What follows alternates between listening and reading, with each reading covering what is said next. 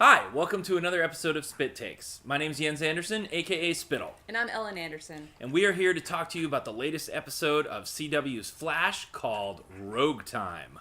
Last week's episode was called Out of Time. This week's is Rogue Time. Do you think next week will be Miller time?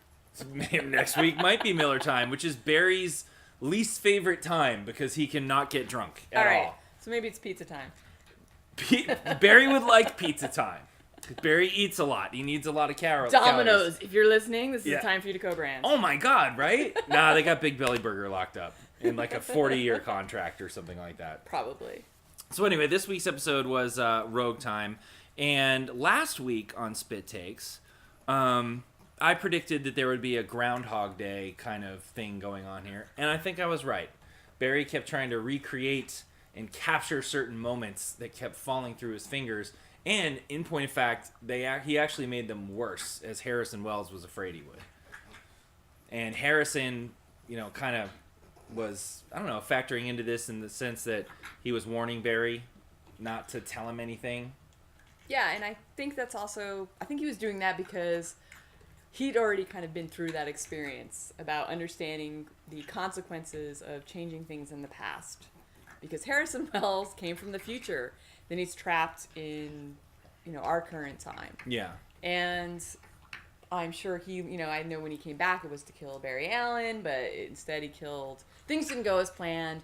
And then he went and probably set off a whole series of events that completely changed, his current present and the path of things. Yeah. Well, I don't know, because he goes with Gideon about, has the future changed? Is the future altered? He and Gideon are always in sync. At that particular time, though. Sure. I don't know. I think he was worried, too, about that Barry discussing this stuff would give Barry more option to have free will and not follow the true course of history and alter Harrison's future. True. And I think it's a bit of both.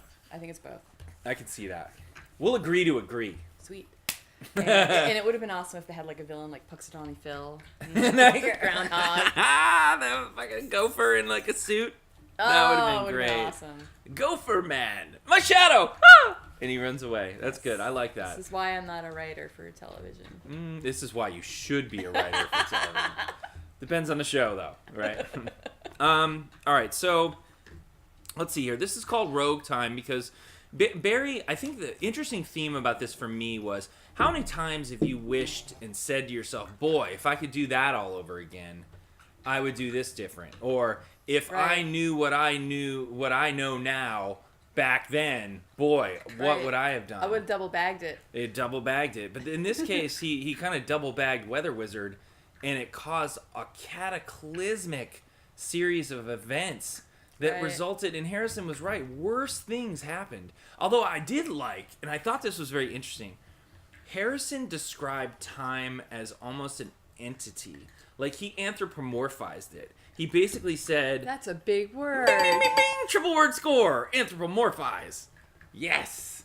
Which means to humanize something that is not human, right?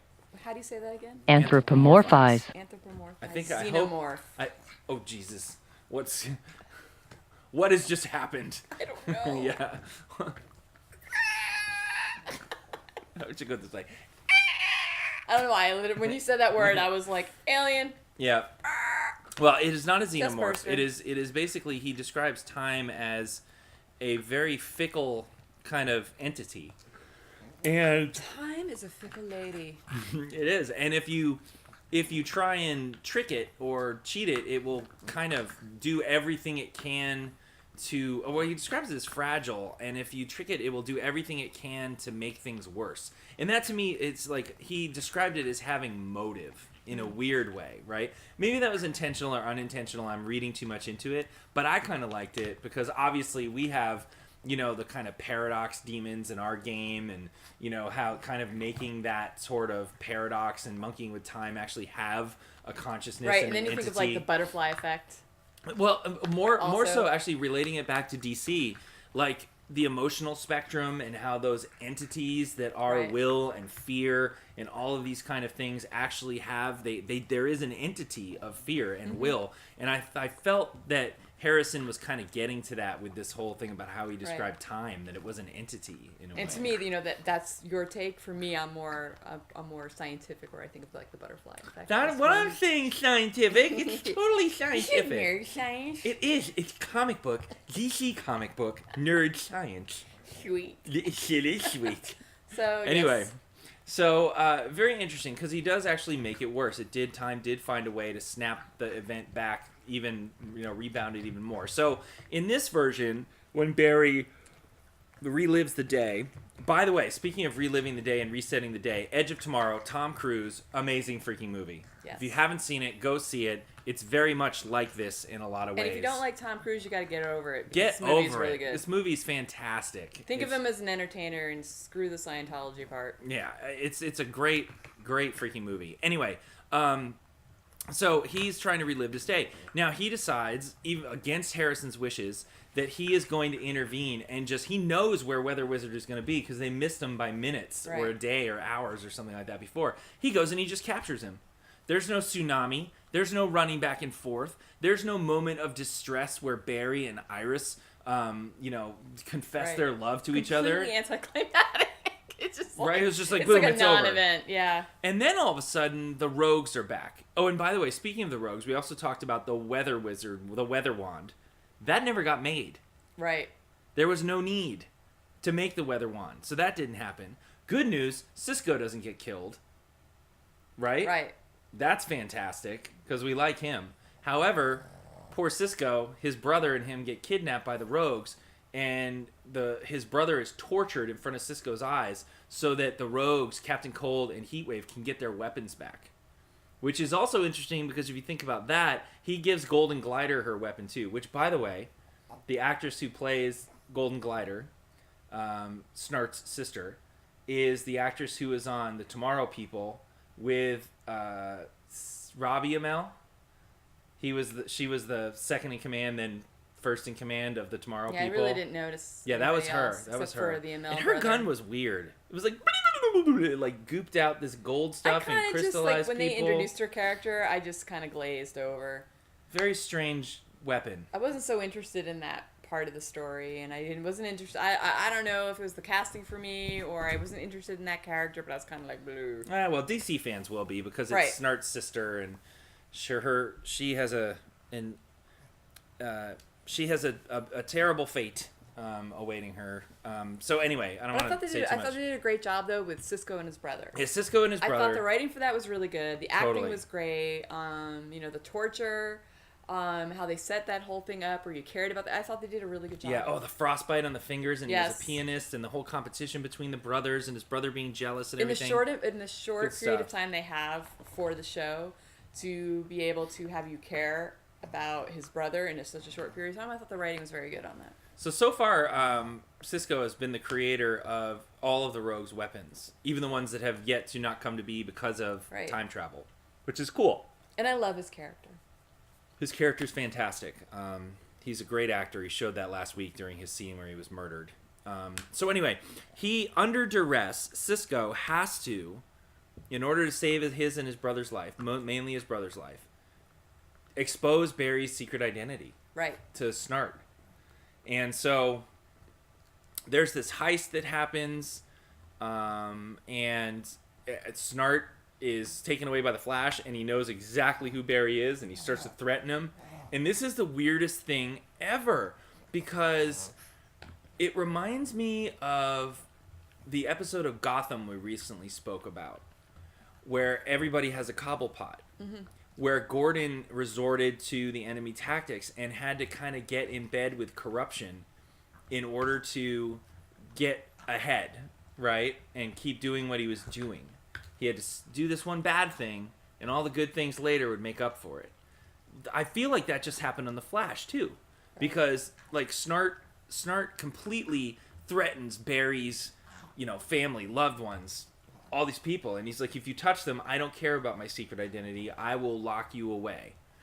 But if you don't do my secret identity right now, because Snart had a mobile uplink if he doesn't stop it, then go to another city. I'll let you go. Yeah, he's stop, like, nope. Stop killing people. Go to another city. No more killing. He did say that. Right. That was interesting. That's a rule they came up with. So they made a bargain. You can do crimes here. You don't need, but you don't kill. No killing, right? Yeah, that was basically it. No killing. Don't reveal my secret identity. You don't have to leave the city. But does Barry get to try and stop him? He has to, right? Otherwise, they're not his rogues anymore. Right. I mean, and it really is about nothing. Well, I shouldn't say nothing. A lot of things aren't just black and white. There's a lot of gray areas. There's things you're always going to have to do. And red as well. Green! Even brown. But there's gray areas, and this is really the first time that the Flash has gone into the gray area. I think so. So, yeah. Interesting. So it was very interesting. So other moments that kind of happened, again, no Cisco-Wells confrontation. There was a Iris... Barry pursues Iris. Yep. Iris... Oh, he breaks up with Linda, thinking that everything is going to go so swimmingly with Iris that she has these hidden feelings for him, right? And so he goes to have coffee with her, and he kind of confesses his feelings, and she's just like totally like, talk to the hand, right? You don't know. This is not how it goes. And she tells Eddie, and Eddie punches Barry, and that's not very good. And kind of Wes gets involved about how she feels about him, and I don't know, it's really interesting. And at the end, Caitlin comes and saves the day and makes up some kind of Tourette's, love. He was struck, was it Barry struck by lightning? Yeah. He's got like lightning syndrome. Something, whatever. And he's having blackouts and mood swings, and they take pity on him. Which is the excuse I'm going to use now. You got hit by lightning? Whenever I screw up with somebody, it's going to be, I was struck by lightning, I have lightning syndrome. I'm not responsible for what I just said. At all. I thought in general it was a really good episode. I did think that the Cisco relationship and the brother thing going on there was great. I thought the Harrison Wells stuff with him trying to get involved with not having Barry. She's doing her stompy stomp thing. Go ahead. I don't know if anybody can actually see what she's doing. Probably not. You are a goofball. Anyway, very good. The whole Iris thing played out exactly how I thought it would. I'm sorry.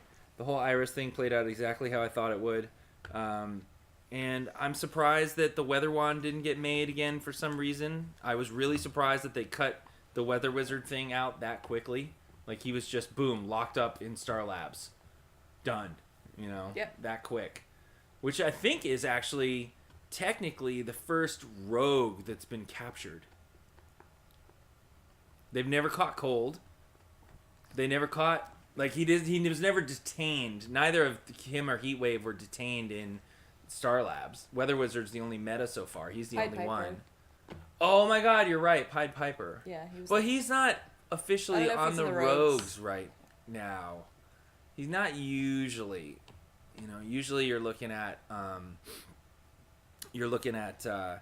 Heatwave, Trickster, the top. Sorry, Heatwave, Trickster, Weather Wizard, Mirror Master, and Captain Cold. Okay. Are usually your 5 rogues. So, and we're gonna meet Trickster next week, which is kind of cool. We're gonna meet Mark Hamill. Mark Hamill's the old Golden Age Trickster, and then there's this new young Trickster, which I also called, by the way, that they would be doing the young guy, the young new kind of punk one, and that Mark Hamill would be the original Trickster, sort of passing the torch to the new young guy. I knew that was going to happen. I was totally right. Mark Hamill. Kind of cool that they're bridging the two shows like that, though. I really dug that. I thought it was pretty cool.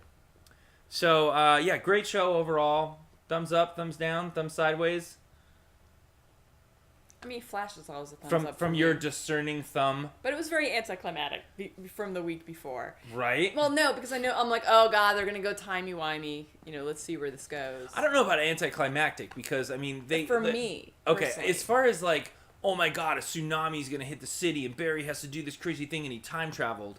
That's very high octane action, Right. climax. But that was in that episode, and then we went into the... Right, but what I'm saying, what I'm trying to get at is, as far as the superhero genre goes, having a villain learn your secret identity is monumental. Like, it seems like nothing. It's, I took off my mask, I knew who you are. But it's actually everything. Because why would he wear the mask in the first place? Right? So it was somebody learned about his secret identity, but it just wasn't Iris. It wasn't Iris. Right. Oh, good one! I didn't catch that! Nice parallel.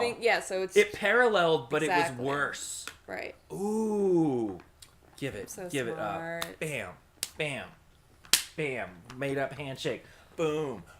Oh, God. At least make contact when you do it. Time is a fickle bitch. Ow! I thought you were going to do that. It was worse because we... Damn, she slapped me across the forehead. Well, we went into a different time because we were always going to do that originally, but, time is just worse. I made it worse by going in the second time? Yes. All right, I'm going to keep my distance now, and we're going to wrap it up for this episode of Spyt-Takes before I get hit upside the face again. Thank you so much for watching. Aw, thank you. Thank you so much for watching. You can let us know how you feel about the episode and the show and our opinions about it, both in the comments on YouTube, but also on Twitter at #Spyt-Takes. We're going to be starting up a new segment soon called Your Takes, and we're going to be talking about your opinions that you tweet us and the comments that you leave in YouTube. So make sure to do both, or at least one or the other, and we'll be doing that, I don't know if weekly or bi-weekly, we'll see what our schedule allows. But we're going to be doing the new show, and we need your help to make it happen by letting us know your thoughts on this stuff. So give us your takes at #Spyt-Takes and in the comments on YouTube. Thank you so much for watching. Thank you so much for co-hosting. Thank you for being silly with your little Mr. Bill, miss. And we will see you next time for another episode of Spyt-Takes about The Flash. Next time. Next time. Spit time. And it's almost medieval. It's like people have like clubs, and I swear there's some guy with like a shovel. No, it was a machine gun. You were like, why is the guy with the machine gun like holding it like, oh? He's charging with it like it's a club instead of using it. I'm like, you just stand back and shoot. You just don't go, I'm gonna hit you with my gun. And we don't really know what that is. We don't. My theory is like she finally had it because she was tired of the toilet seat being up. Really? I don't know. What? Toilets are different in Asia, though. They don't even think they have toilets and seats. Yes, they do. No, it's like this, like 3-inch sunken. You just sort of squat over it and let it all go. You wouldn't replace the toilet paper. These are all things that women divorce their husbands on. So. Okay, I actually think it has to do with their son. So yeah, totally. So it's like that's just got to be a probably almost a death kill right there. Yeah, a death kill. Yeah. As opposed to a life kill, or a death life. Or... No, but I meant to say, fail on words. I'm gonna death kill you now. Yeah. I like your take on that because my take is awful. Mine is like Batman meets Downton Abbey. Oh, maybe because yeah. No, I thought it was a nice little. See, yours is better. Yeah. Here's what I found on the web for Siri. Find me the nearest Rising Darkness. The inside story of Siri's origins. But then That's a good theory, actually. Yes. I'm impressed. The brain. Wow, I just got blown away. I just fell in love with you all over again. Will you marry me again? Maybe. Anyway, well, you're a bum. I don't know. Oh, I am a bum. I am a. He's practically holding his head back.